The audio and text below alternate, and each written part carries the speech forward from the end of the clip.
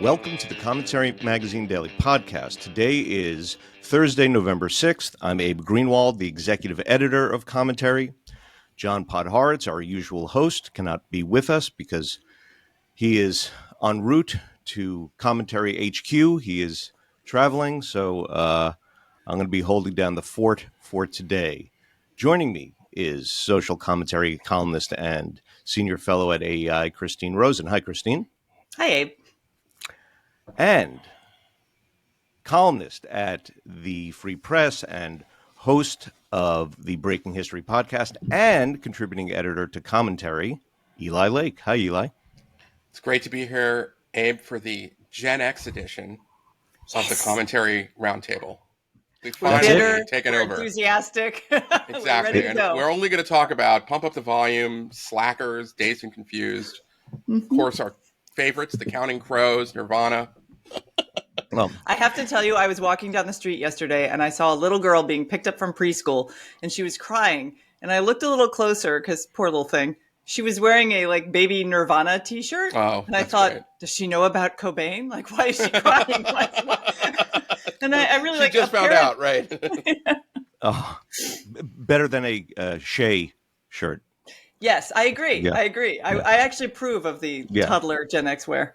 So it is a shame that our colleague Eliana Johnson cannot be here today because she had an extraordinary scoop yesterday at the Washington Free Beacon, which was she got the leaked footage of an emergency all hands on deck meeting at the Heritage Foundation in which Heritage President Kevin Roberts said, I messed up, I'm sorry, full stop, and then sat for about an hour of abuse like the dunk clown at a carnival. Although there were also some notes of support and then some very disturbing comments toward the end having to do with Israel and Shabbat dinner, but we'll get into all the details. But I think I just want to say off the bat that obviously, and everyone should go to the Free Beacon and read Eliana's write-up and watch this video. There are so many extraordinary moments. So we're a week out from when Roberts came out and defended Tucker Carlson, embraced Tucker Carlson institutionally after Carlson had on the white supremacist, Stalinist, grab bag nut job Nick Fuentes for a fluffy interview. And clearly that was a massive disaster. In fact, just before we get into talking about the meeting, Roberts has issued yet another cleanup video. This time apologizing for the words venomous coalition. Was it coalition? Venomous, whatever it was. This one is interesting. Venomous coalition of critics trying to divide the right. Yeah. Right. So this one is interesting, though, Abe, because in this one, he says that he'll stand against anti-Semitism, even when he uses this phrase to challenge our friend Tucker Carlson. So that's the first indication that it's not a denunciation of Carlson. It's more of a kind of all right, you know what? I am not just going to blindly defend this guy all the time. So that I thought was interesting because all of the other cleanup attempts were just Fuentes is bad, but nothing about Tucker. And finally, now there's an interesting backstory here, which has started to come out on Twitter, and I have not been able to confirm it, but some people have been tweeting that there is again, not confirmed. So these are kind of in the allegation that there is a non-disparagement agreement between Heritage and the Tucker Carlson network because of, I guess, the ad buys or something. I don't know. There was some non-disparagement agreement that was legal. And that's why, I don't know if that sounds kind of crazy to me. If Heritage is buying ads on the Tucker Carlson network, they'd have to sign an agreement to never disparage the Tucker Carlson network. That doesn't make much sense to me. On the other hand, people who know what they're talking about, who are kind of Heritage insiders or people like that, have said that this is the case, and it was tweeted by someone. It was tweeted by an account that knows what they're talking about. So I just put that out there that may be the reason why Eliana was able to get that full video is not because, a disgruntled or an upset Heritage staffer leaked it to her, but maybe it was a kind of an official leak in order to sort of have Kevin do that without violating whatever this agreement. That's the speculation. I'm just putting it out. I was unconvinced by the second attempt at a video apology, non-apology. Of course, I also have an intrinsic mistrust of anyone who says, I did something wrong, full stop. That just seems an unnecessarily and overly dramatic signaling mechanism that maybe it's not a genuine apology. But I was actually heartened in some ways to see and hear the pushback from staffers within Heritage, particularly Amy Swearer, who's a fellow there, who was unrelentingly rigorous and took a scalpel to some of the claims that and some of the weasel words and weaselly behavior that Kevin Roberts has demonstrated over the last week. So she is someone who, if she needs to leave Heritage, everybody should try to hire her. She's clearly brave, honest, and there was no ad hominem. It was just, this is the result of what you're doing. This is how it is perceived, not as some sort of irrational emotional outburst, but simply the consequences of your actions as a leader. And it was one of the most thoroughly rigorous prosecutions of a bad idea that I've ever seen. I want to read it in full. I think it deserves that. It's like Barry Weiss's resignation letter to the New York Times. This was an oration that should go down in the annals of 21st century political discourse as a turning point or a placeholder. So here is what Amy Swearer had to say to Kevin Roberts. As you yourself have said, now is the time for courage, Dr. Roberts. Over the last week, you have shown a stunning lack of both courage and judgment. Tucker Carlson invited a Holocaust-denying neo-Nazi onto his show and then spent roughly 2 hours doing little more than flirting with him. And when our friends and allies on the right, staunch conservatives, rightly and reasonably criticized Tucker for throwing softball questions at a Hitler apologist, we had options at that point.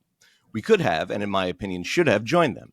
We also could have just said nothing at all. Instead, we managed to scrape together an initial response that at best was equal parts incoherent, unhelpful, and naive. At worst, it was more akin to a master class in cowardice that ran cover for the most unhinged dregs of the far right.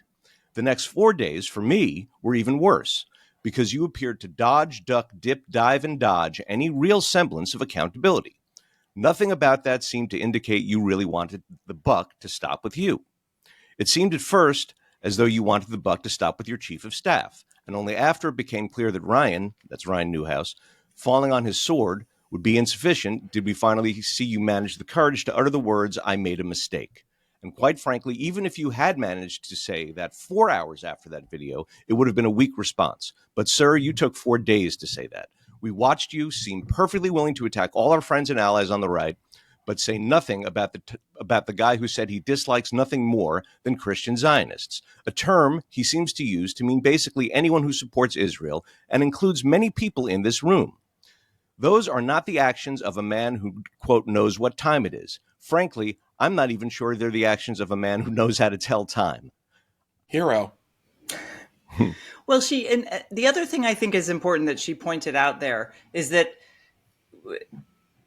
the issue is really Israel and the Jews. This is the subtext of all of this. And we saw later when some other staffers seemingly are terrified of being invited to a Shabbat dinner, that there's a real, we should explain. A lot of it's sort of Roman Catholic Orthodox. There's a young movement of very Orthodox observant Catholics and Orthodox Christians, many of whom are employed at Heritage, who seem to be quite clear about where they draw lines in the religious sphere. And this is interesting to me because Heritage is a secular institution on the right. There are plenty of Catholic institutions, Christian institutions. We have all big tent out there. But I think one of the subtle criticisms that's been made in disclosures from current staff and former staff about Heritage under Kevin Roberts is how Catholic it's become. and that there is this new battle line being drawn in a kind of quasi-religious way that didn't exist before in a think tank like Heritage. So that I think was one of the things she was touching on, the idea that you can't have differing views about the state of Israel and American support of Israel as an ally. That's not what this is about for some of these young staffers at Heritage who are not just anti-Zionist, I think, but share in some of the beliefs of the Tucker Carlsons of the world. Yeah, so one young woman got up and said that she not only approved of Robert's initial statement, but sort of didn't see the reason why for any apology. She called Christian Zionism a heresy. Again, with presumably many Christian Zionists, her colleagues standing right there in that room. Okay. Where's this coming from? Then just to explain the Shabbat thing, then apparently the Heritage's anti-Semitism task force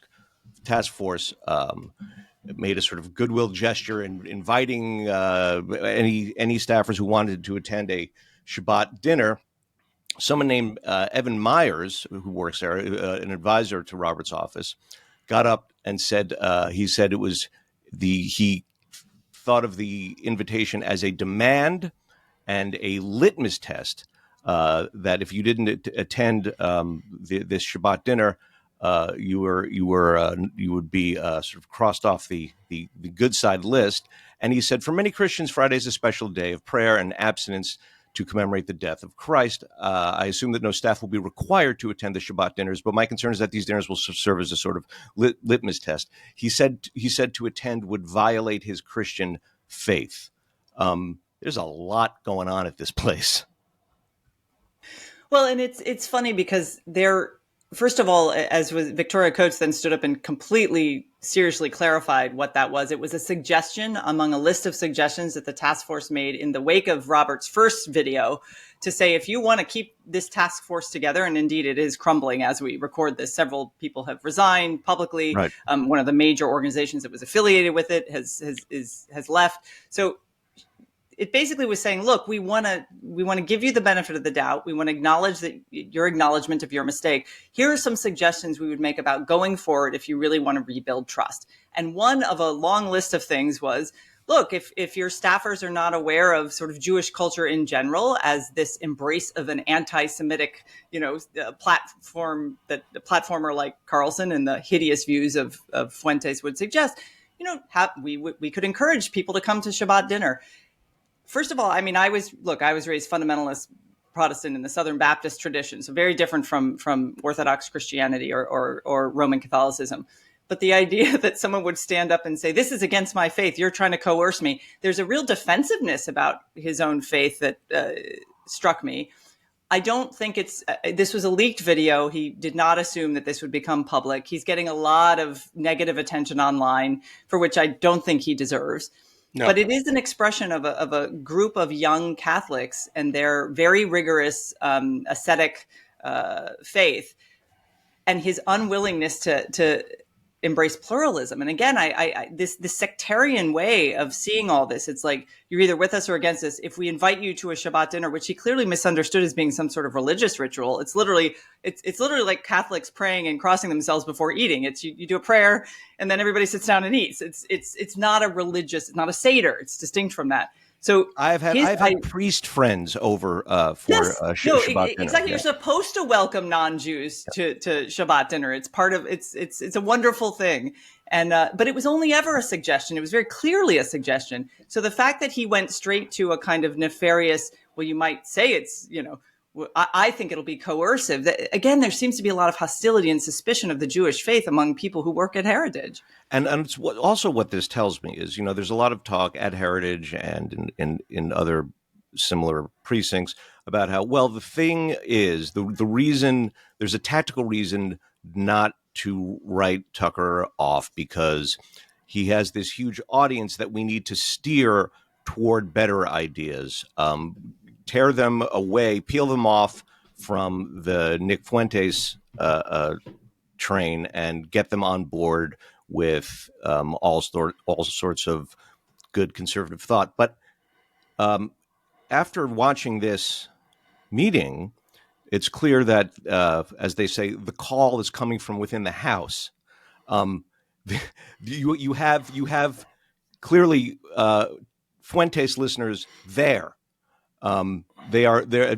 I'm not saying they're a majority, but as everywhere else, they spoke up, and so that's a huge problem. It's in general, it was a portrait of an institution that there's no faith in the leadership. People are leaking. People are angry at the leakers. The buck stops, but it doesn't stop. There's 8 different versions of cleanup, and there was a lot of discussion of how are we going to go forward. Where they're losing partnerships. What is the plan to rebuild trust, to rebuild their reputation? And someone stood up and said, well, that can't be a secret. We need to know what that plan is. Otherwise, I have no faith that there is a plan or that the plan will work. To which Roberts or one of the others who was sitting on stage alongside him said, well, I think it was Roberts. We have to keep that secret because of the leaks. So you will know in time. It was just a fascinating thing, and that he had to thank everyone. That he had to thank Amy Swearer for saying that she wasn't sure he knew how to tell time was, I think, great. So I don't know. Where do you think? Where does this go next? I mean, I think he put out a tweet afterward in response to one of the Heritage staffers who stood up and said he should stay. And Mike saying, Gonzalez, Mike Gonzalez, and he said, I've thought on your words and I'm staying or something. I'm all in, is what he said. I'm all in, is what he said. Yeah. Well, okay. So So yeah.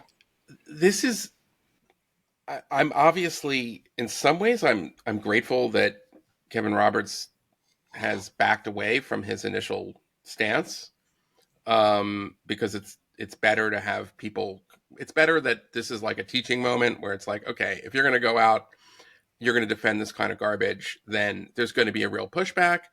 And it was enough to kind of get him off that square, and he's backing up, and all that's fine. But I don't know. Like if I was Kevin Roberts' coach, I would be like, dude, you've just screwed up royally. Like if you're gonna choose, if you're gonna choose Team Hitler, so to speak, if you're gonna go Team Fuentes, there's no halfway in. This to quote the great Mobb Deep, another great Gen X reference, no such thing as halfway crooks. You can't. You can't play footsie with this. And maybe that's the lesson, which is that, like, because of the way he's handled it, I'd say the people on our side of the right are like, I don't trust this Kevin Roberts guy. Where are his instincts? What led him to do this? I don't believe this story about the chief of staff and he didn't vet it. What are you talking about? Like, how did your instincts lead you to that a week ago? But then if you watch, that little goblin Fuentes, what is he calls him, a cuck, and he's like, you back down to the Jews, and so you're not going to like win any points on the other side of this. And maybe that's the sort of takeaway, which is that if you think the future of the Republican Party and the conservative movement is white Christian nationalism, you got to go all the way. There isn't going to be a room for you to sort of say, oh, but we still have Project Esther. And that actually, I think, is a useful distinction, because contra, some of the very online right, like, I don't think the future of American conservative, I don't think that the Zoomer conservatives coming into the movement or the Republican Party are all like, secret neo-Nazis. I think that probably a lot of them, might have like kind of questions that would orient them towards a more realist, restrainer foreign policy. That I think is real. But this is not what Tucker and Fuentes are kind of doing, or Candace. They're like reviving. It's not just anti-Semitism. They're reviving like a weird racialism. It's like this is right-wing identity politics. And the incredible irony, which is hilarious if we weren't in the middle of the moment right now, if we just like read about this in a novel, is that like the leader of the white racists is a quarter Mexican with a Latin surname. And we've been seeing a lot of this. You know, like the head of the Proud Boys was a Latino. Yeah. This guy, I want to Ali say also, Alexander. Yeah. Also, the welfare scholar at Heritage, Robert Rector, got up there and made sort of points that he's been at Heritage for like almost half a century, and was talking about how this moment is a revival of the pre-Buckley John Bircher encroachment, and how Buckley said there are boundaries on the right. One of them one of them is absolutely no anti-Semites, and the other is no maniacs. And we are now opening the doors to anti-Semites and maniacs. And I think you're right, Eli. And someone else got up at the meeting and said, "Look, we have to cut ties with Tucker as long as we're connected to Tucker. And when you say that he's your friend personally, but not a friend of the institution, people don't see it that way. People see it as the Heritage's connection, and the fact that Roberts, in every video and every attempt to apologize, finds it so necessary to keep this "my friend Tucker Carlson" phrase in there, tells me there's going to be more and more trouble down the line. This is not going away. So this is the point, because, and to continue our Gen X music references, Kevin needs to swallow a jagged little pill right now if he wants to stay on as a leader. Sorry, we are going all in today. Our listeners should prepare Christine, themselves. It's like rain on your wedding day. Anyway, I know, it's just like a fly in your Chardonnay. Here's the problem. I've done there are some excellent scholars at Heritage, people I have known for decades whose work I admire. I have been in the past on coalitions and working groups with those people. I'm not going to do that anymore. I'm not. If Kevin Roberts is the head of Heritage, I cannot be involved in those groups because it signals any sort of approval of this. And the fact that, sorry, my dog is barking like a maniac. That's all right. The challenge is he can't be part of the coalition. Right. Well, and going forward, it's the Tucker piece, and Tucker knows this. And I just want to say that so does Fuentes. As Fuentes said on his show earlier this week, as this was all erupting, he says, happily, we are thoroughly in the Groyper War, the civil war for the GOP. So he knows exactly what he's doing. Tucker knows exactly what he's doing. People who are embracing Tucker as their friend, but also standing on stage with them at large events, also gaining a huge podcasting audience from those same people. They all know what they're doing. And it doesn't matter if they're just chasing a new audience, chasing money, or chasing fame. It's wrong to do that on the backs of Jews, on the backs of people who believe that we should not tolerate anti-Semitism.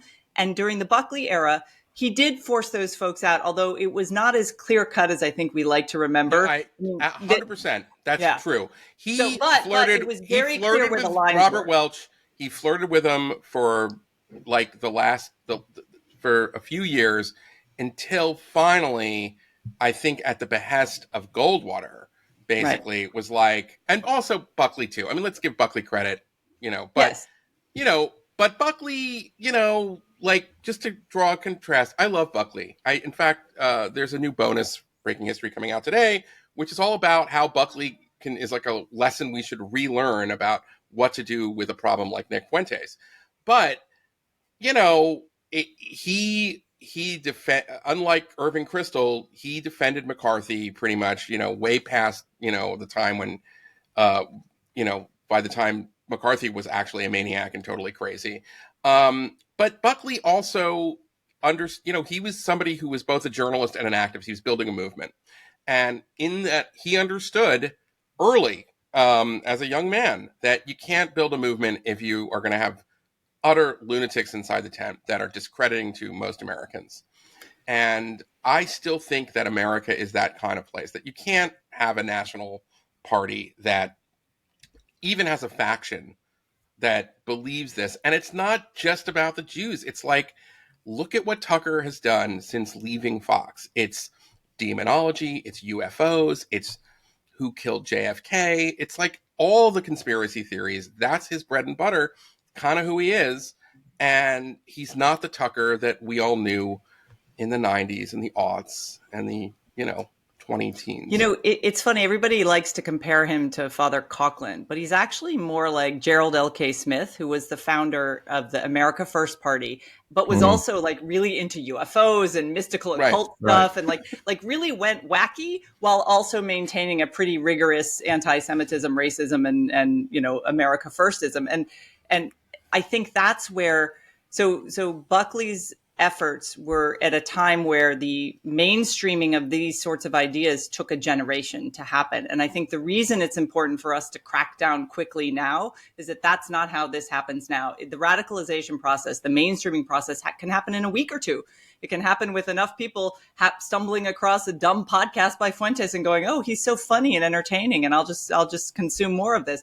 So that's why I think a lot of people on the conservative side of the aisle have been so outraged by the footsie playing, as we've been describing, that Kevin Roberts is doing. You can't really be half in or half out on this battle. You have to choose a side. So I think what we see here. It reminded me when I was watching the video a couple of years ago. There were all these stories. Certainly happened at the New York Times, and there were some other liberal nonprofits, the Atlantic, Washington Post. This revolt of the radical kids on staff, and this generational cultural ideological war within these institutions. And we know that on the left, the executive class generally caved to the radicals, and we have Donald Trump back in office. So for some, it seems that something different is happening on the right here. There's a real, as I said, and we've brought up on the podcast before. The right's immune system is kicking in, but Kevin Roberts is still sort of not part of that. Well, because we have Eli here, and I can't resist, I do want to get his take on Mamdani, because once again, I get to deploy another favorite band of the Gen X era, and that is, will the shoplifters of the world unite? But I will say, because I think that I bring up Mamdani in this context. I don't even know that reference. Smith, Hey, get thee to a Smiths album immediately. Yes, unite and take over. I'm a bad Gen Xer. So, but there, and our friend Barton Swaim has an excellent column in the Wall Street Journal today, kind of talking about the heritage controversy, and I think the reason it's useful to bring up Mamdani and what's happening with what's going on the left is that this is more than just an internal issue for Republicans, although it's a very serious one for anyone on the right side of the aisle. It is a cultural problem in this country, and Mamdani represents another form of mainstreaming. And I'm curious, Eli, if you have any thoughts about how a couple of people have noted already how quickly he kind of changed from his amiable personality when he was running for office to the guy who's like, I am now in charge. And just the tone instantly shifted.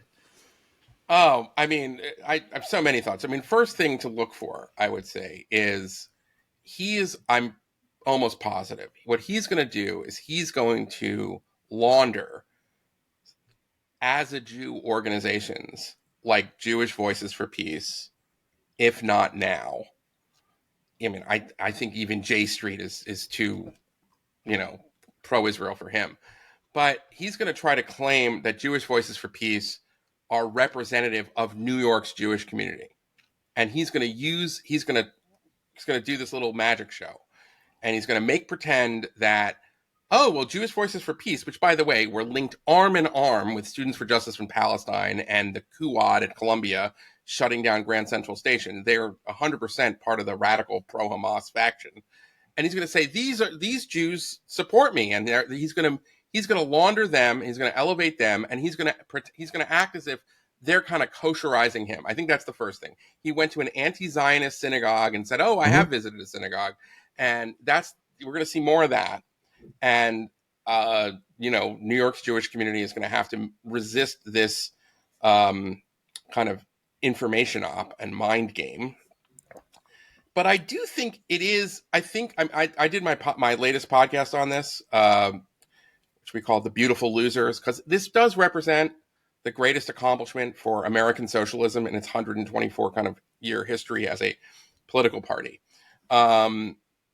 And what I think you need to understand about Mamdani is that after October 7th, 2023, a lot of the original Democratic Socialist of America members quit in disgust because the response from DSA to this horrific killing and rape and kidnapping spree was applause and cheering. They were DSA was right there, right after October 7th, in solidarity with the mass murderers.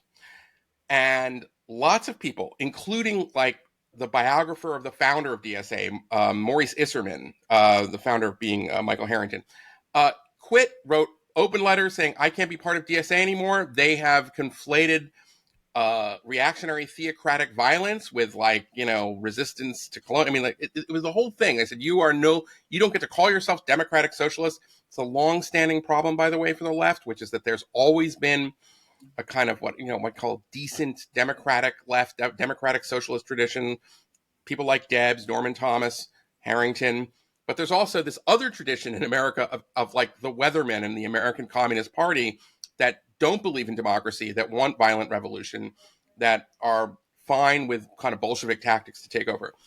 Mamdani stays in DSA and participates in DSA anti-Israel rallies. He wasn't at the ones like right after, but he was there like within like 2 weeks. He was part of it with the bullhorn. There's video of him, you should watch it, saying the reason he was drawn to DSA is because they supported the boycott, divestment, and sanction of Israel. That's who he is. Yeah. The DSA is a party that has been taken over by illiberal radicals, and that's why Mamdani joined the party, because he's an illiberal radical. But he's an incredibly talented, charismatic politician, so he was able to try to bend, and he was trying to win an election. So of course, some of the things he tried to soften it, but he could never bring himself around to just saying, condemning globalize the Intifada. And there's a reason for that, because it's not who he is. I will add to that. There are two other little facts about. First of all, we know from the last year or so from various surveys that there's a real generation gap on both sides of the aisle, unfortunately, about whether political violence is ever justified. And it's the young who are far more likely to say, I mean, kind of in astonishingly high numbers, say it's fine. Sometimes political violence is justified. So there's that overlay. There's also another interesting thing that emerged from the election in New York, which is how many people voted for Mamdani who have lived in the city for less than 5 years, I think it is. And Abe wrote a fantastic newsletter yesterday kind of talking about his time in New York City and how the changes over time. And I wonder if there are several things going on with the sort of coalition you describe, Eli, that he's built, where there's a radicalism, and the radicals stayed when the thoughtful people left, even the socialist organization. There's a propensity to glorify and accept political violence as necessary. And then there's the fact that they really aren't real New Yorkers yet. I mean, I lived in the city for, I don't know, almost a year. And I know people who've lived there for 10 years and are still like, I'm not really a New Yorker yet. I mean, it is that kind of place. So that coalition, though, is bigger. And it also includes a lot of people who are more educated. They're the ones who voted for Mamdani as well. Oh, yeah. I know. Mamdani likes to say that he was elected by the bodega worker and this blue collar worker and someone's old auntie, as he says. And Cuomo took Cuomo won all those factions. Mamdani took the college educated, clearly, So The yeah, I think his downwardly mobile yeah barista socialists. right. So The his people with his like 2 hyphenated studies degrees from, liberal arts college who, And this makes haven't. me sad. I'm a liberal arts person. I love the Me too. humanities. So, like, I'm like, what has happened to these students? well, exactly what was supposed to happen according to their professors. They were fully indoctrinated. Um, Radicalization. but yeah, his tone switch. I mean, it kind of started before he was actually elected. I think once it became clear, it was he was pretty feisty in those debates, and I think once it became clear, once he sort of felt himself as the shoo-in, he started sort of feeling his oats, and you know his call on Donald Trump to turn up the volume as he himself Mamdani spoke. I think we've seen the radical side, we've seen the anti-Semitic side. We're going to see this like egomaniacal side. We are seeing it come out, and that's quite a combo. We're in for a doozy of a ride. Well, people often have commented, I think this is totally true, that, I mean, I don't want to speculate, but when Trump endorsed Cuomo at the end, that may have been really an endorsement of Mamdani because it's good for Trump to have the Mamdani as a national figure, mayor of New York, because that contrast benefits Trump. And, I think that a lot of voters, and I'm being honest here, me included, you're willing to forgive more of the norm violations from Trump when you see a radical leftist in charge of New York, and you're like, okay, well, if the choice is between DSA and MAGA, I'm choosing MAGA. But I think the reverse is also true, which is that if the choice is between, I mean, there are a lot of people who are like, I'll take DSA over MAGA because the extremes benefit each other in that respect. Well, and there's a real danger for the right Yeah, to turn him into a celebrity foil, because actually a lot of the voters they're going to need in the midterms and in the next presidential election are just moderate people who were, again, they're worried about economic issues. They don't really yeah. care about socialism. And I mean, and so I don't think that the MAGA folks are going to be able to resist the Oh, catnip of no, constantly they're not talking going to about resist it at socialism. all. You should see this AI video that's circulating now on X, which is a version of the great Frank Sinatra song "New York, New York," but it's like that's why I'm going to leave New York, and it's like it's some of it's tasteless, kind of hilarious too, but like it's like Elizabeth Warren dressed like Pocahontas, tongue kissing Mamdani, and then it's like a bunch of the cops are being dog walked. It's like the whole thing, like the city's in flames, and like that that's coming, and Trump's not going to be able to resist it. And there's going to be, and you're going to see, like, it's going to be like, it's going to be New York versus, DC, Trump versus Mamdani. And that is going to be a major thing. And we're going to, and as our politics descends further and further into professional wrestling. Yeah, I mean, look, we've watched as the left and the liberals have overplayed their hand in attacking Trump over all these years. So, once again, the same temptations are there for both sides. I'm certain that they will be indulged in on the right. I have to say, when I saw Trump talking to Brett Baer last night about the election and Brett Baer asked Donald Trump about Mamdani. Trump said what he always says: "We skipped over socialism, we went right to communism." He called him a communist. But Brett Baer said, "Are you going to reach out to him?" And Trump sort of thought for a second. It's very calm. It wasn't sort of explosive. Trump was. He said, "Well, I think he can reach out to me," which I thought, first of all, is true. He is the president.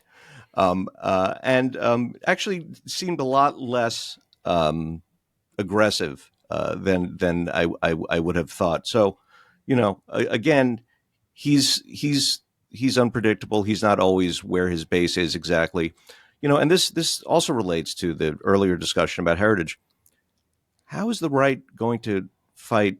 this anti-Semitism on the left, while they're having, with their own crazed neo-Nazis trying to make a bid for the movement on the right. That's not going to go well. Well, and infighting on the right only helps political adversaries on the left, because it does kind of allow also folks on the left to downplay the seriousness of their own anti-Semitism problem. It's like, well, at least we don't have the presidents of the Center for American Progress endorsing Groypers, I mean, and they're right, they don't. It's a lot more subtle there. But to your point about how Trump is not always with his base, I mean, not to get bogged down in Supreme Court decisions, but yesterday's case about the tariffs that was argued in front of the court struck me as being yet another example, particularly because it deals with downstream economic effects. The Trump administration was just sued by a consortium of small businesses. Who used to represent the interests of small businessmen in this country? It wasn't the Democratic Party. It was the Republican Party. And Sauer, the SG, arguing the case on behalf of the Trump administration, got a lot of skepticism from all of the justices, regardless of their sort of philosophy, and about the economic impact, and certainly about the declaration of emergencies. And a lot of the analysis stuff, was right, like Joe Biden overreaching and trying to transfer all of student loan debt to downstream to non-college educated people. So this is another example where he's not a conservative and he's not a free marketer. And that case is going to be really interesting, not just for the use of presidential power, but for how in the midterms the Democrats are going to be able to say, he's the reason you're paying higher prices for everything. He's the reason your Christmas presents and your Hanukkah presents and all of your groceries cost a lot more this season. And they'll be right.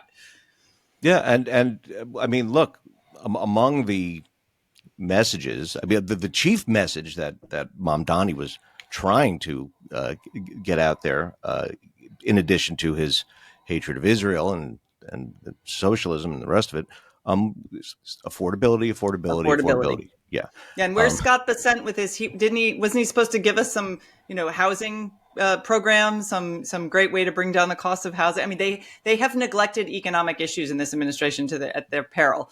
And I think that hopefully this recent election will remind them that that's actually what they're going to have to focus on to win next year. Yeah, I mean, that said, he has been on a generational foreign policy run. Yeah, absolutely. Just credit to Trump. His instincts are 100% correct, not just in the Middle East. Like, I just feel like that's something that I focus on a lot, and he's been really good on that. But you're right. The economy has been neglected. The prices keep going up.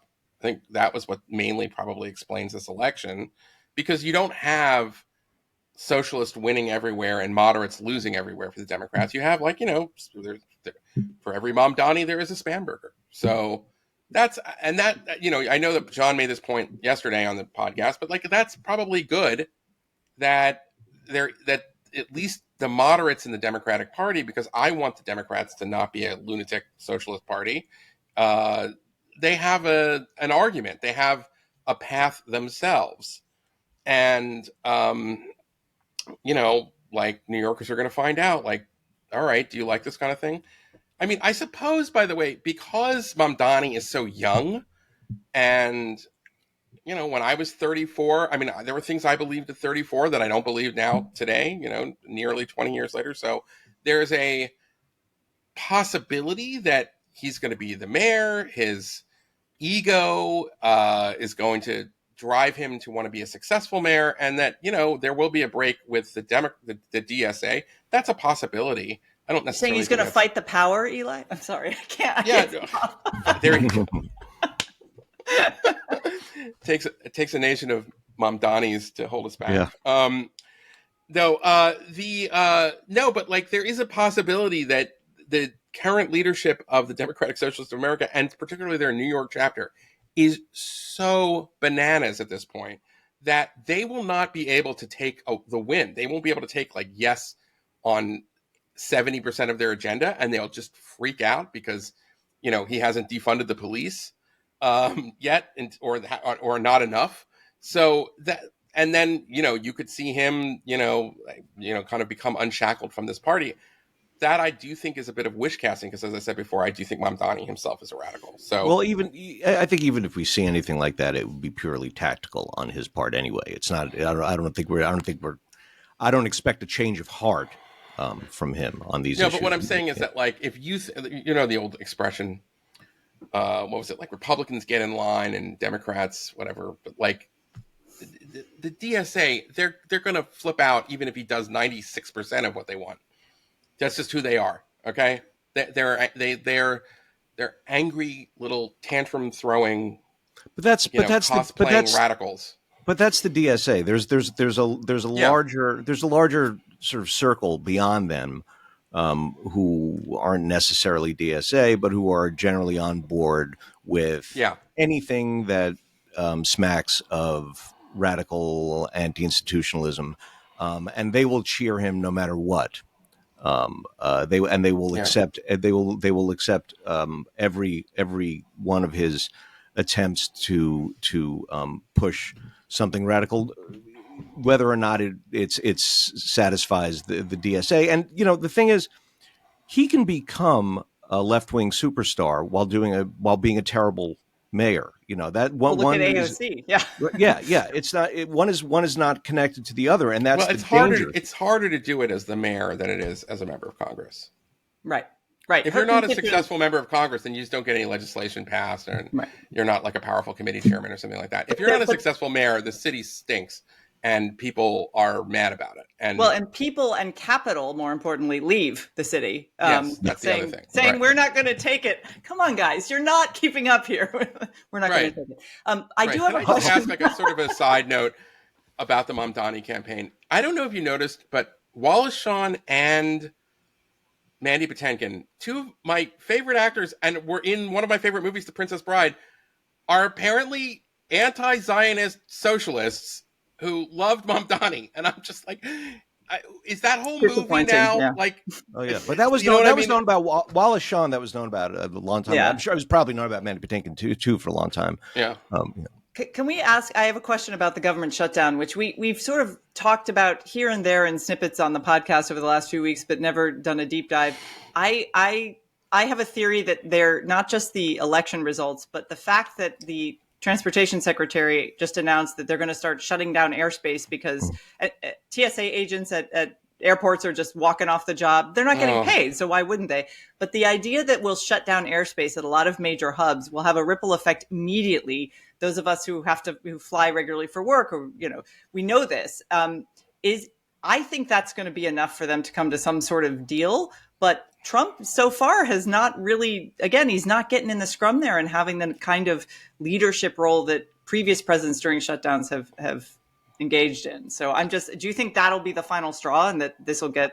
I think that in combination with the fact that we're now after the election, which was something that the Democrats were waiting on, I think will make things move. I don't know how and where exactly. And I agree, that Trump is sort of adopting an odd posture here.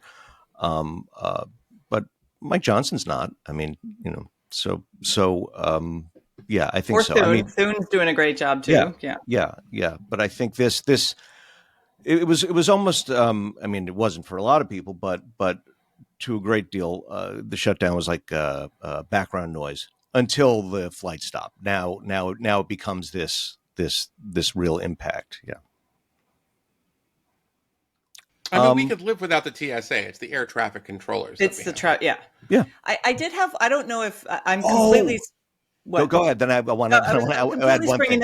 I'm completely springing this on Eli. I have no idea if he followed this story, but I saw it and then I set it aside and meant to ask you. So I'll ask you now.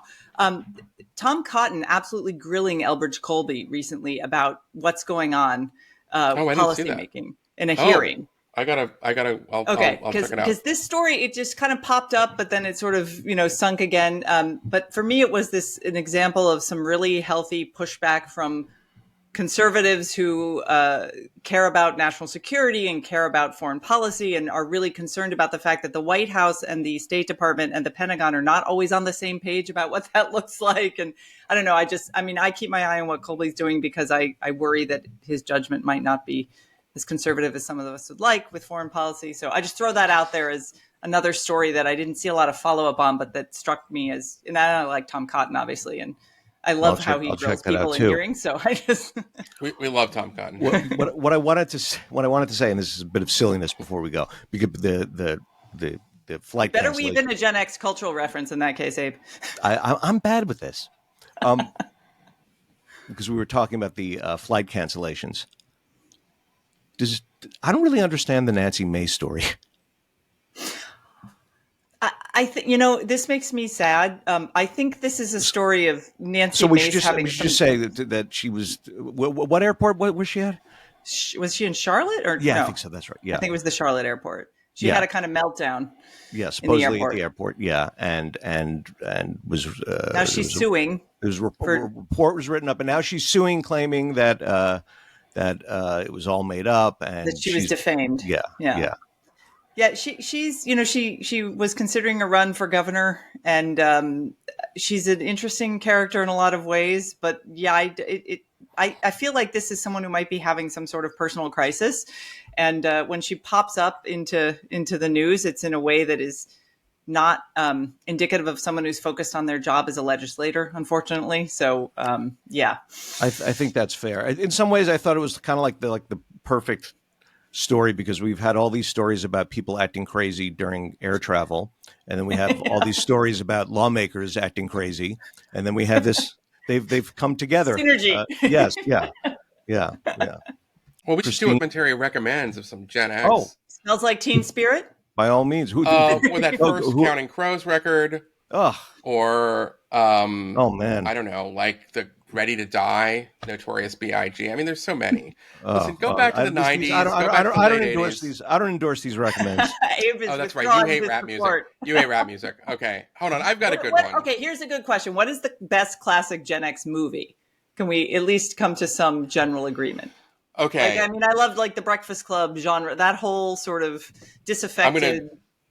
I'm going to say it's Pump Up the Volume with Christian Slater. Because, let me explain why. Because that movie, I think, invented podcasting. What was his pirate radio show, if not the first podcast? I had such a Christian Slater crush, too. Oof. Yes, and it was a good movie, I thought. It was. I really liked it. Or Heathers is another good Heathers is Gen X movie. That's a good one. Actually, we can all agree on Heathers. Yeah, we can definitely all agree on Heathers. There was some other... in 1979, there was another movie about a pirate radio station, On the Air Live with Captain Midnight, where a teenager has a mobile broadcast transmitter in his van. So I will credit that with inventing podcasting. But but that means you all have to fight for the label of becoming Captain Midnight. This is your... But I like Pump Up Volume. Watch Heathers. Our younger listeners... Watch Heathers. It is dark. Trigger warning, there's cigarette smoking. There's cigarette smoking. Great Winona Ryder. She's performance. Fantastic. Yeah. She's fantastic in it. And I still think it captures a lot about, I don't know if that's still, I'm not a teenager anymore, but like I thought that it really did better than even The Breakfast Club capture sort of the dynamics of high school. And it was darker than The Breakfast Club, so I think in that sense, way darker. Yeah. I think The Breakfast Club, though, I think is among the better of those movies. I think I've said this before, and I have to say it again. If we're talking about that era, if you rewatch St. Elmo's Fire today, it is the worst major movie ever made. I know, it's so true. It's simply the worst movie ever made. Bad. Yes. The aspiring writer, the journalist. That's the best part. Yeah, I don't. But his big break in the Washington Post is an essay in like the Outlook section called "What is the Meaning of Life?" Like literally, like that's what it was. I know it's incredible. It's incredible. Yeah. I could talk about the movie. So we have a disrecommendation, which I approve the disrecommendation. Yeah. Although or recommend it, because I get a kick out of watching bad things if they're bad in interesting ways, and I think that's bad in an interesting way. Anyway, we're getting punchy. So I'm gonna call it. So for Christine, Eli, and the absent John, this is Abe. Keep the candle burning.